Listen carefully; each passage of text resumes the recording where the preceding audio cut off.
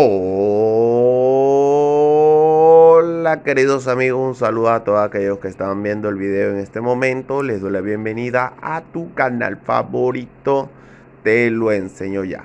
En este video te enseñaré a cómo borrar la marca de agua que aparece en CapCut. Para ello te voy a dar varios pasos, así que te invito a quedarte a ver todo el video. Vamos a ir a la aplicación de CapCut. Luego vamos a darle en nuevo proyecto. Voy a seleccionar el video que quiero agregar. Le doy nuevamente en agregar.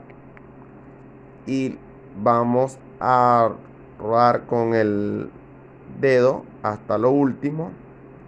Donde dice final, vamos a seleccionarlo. Vamos a darle con el dedo. Y luego seleccionamos donde dice eliminar.